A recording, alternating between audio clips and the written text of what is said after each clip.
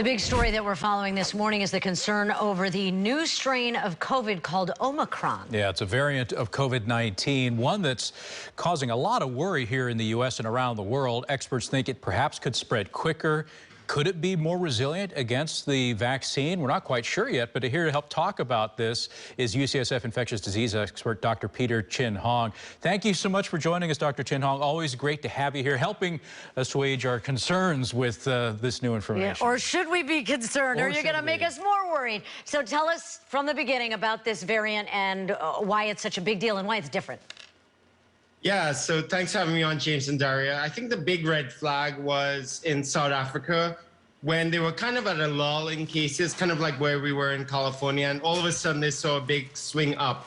So they started to investigate, and lo and behold, in one province called Gauteng, there were a bunch, and most of the cases were coming from this area in South Africa, about 70%.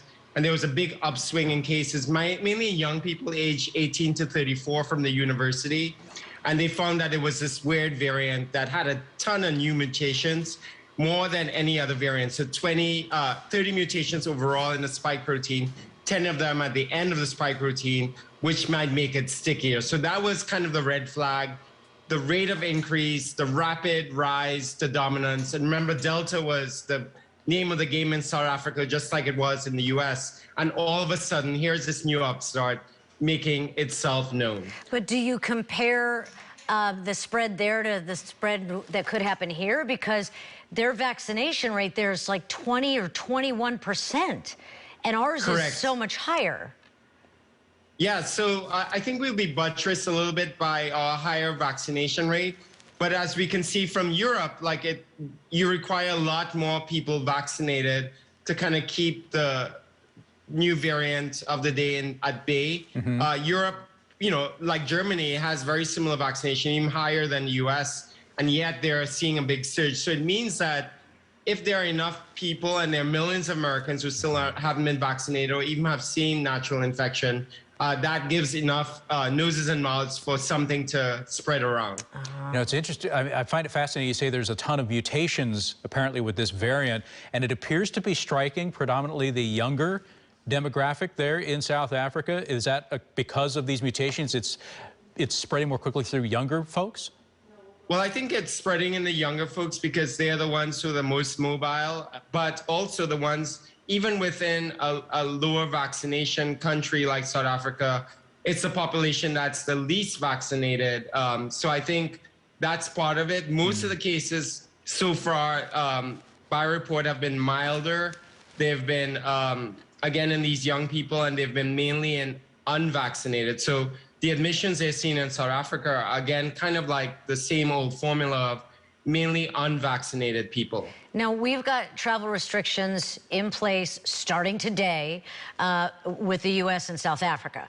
A lot of these other countries, some that you mentioned where the variant was found, have also enacted sudden travel restrictions. Do you think that's going to help? Because still, as I always like to say, we're peeing in the same pool. I mean, you're not going to stop this thing from traveling around. We're definitely peeing in the same pool, Daria. I think that by the time you figure out what's going on, the cat is already out of the bag.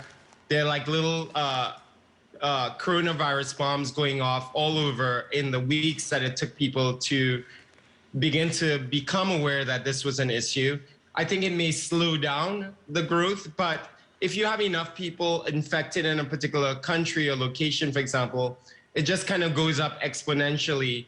But maybe this is the earliest they've ever sort of from recognition to figuring out something is wrong. Even before a Greek letter was assigned, they instituted these travel bans. So maybe it might slow things down, but it's never going to stop it. The virus doesn't care what country you're in. So we keep putting out the message that it's all the more reason why you need to get vaccinated, get that booster shot. But with the number of mutations in this variant, do we know enough yet to know whether the vaccine is as effective with this as it is with the original, or what's the worry? That's a great question, James. I think so far nobody knows, but my gut sense is that it's very similar to the beta variant first described in South Africa or the gamma first described in Brazil. They're just a little bit more vaccine resistant, but the vaccines still work very well, and that's the way I think it's going to play out. I think that for sure, even if you get a hit in antibody recognition of this new enemy in town, that the T cells and the other parts of the immune system that kill infected cells will continue to work splendidly. And that's why there always have been superb vaccines against protecting us from serious disease, hospitalization, and death. Splendid. Nobody says that anymore. I like it. So, doctor, what about, you said in town? Is it in town? Because they're like, oh, Fauci said, well, it's not here, but I think it probably is here anyway. Do we not really do enough testing to even know if people already have it here? It probably is already in California. It probably is already in the U.S. because we only do about 5 to 10% of cases on any given day. We sequence those, and it takes about 2 weeks to come back. So it's kind of like a delayed response. But again, this virus is moving very quickly. We're not really sure if this is a false alarm or not, because in some senses, it could have rose to dominance in South Africa just because it was a super spreader event and it just happened to be associated. But I think it looks kind of like how Alpha started and how Delta started, very regional and then explosive growth. So I think everyone is a little bit worried, but nonetheless, it probably is already here.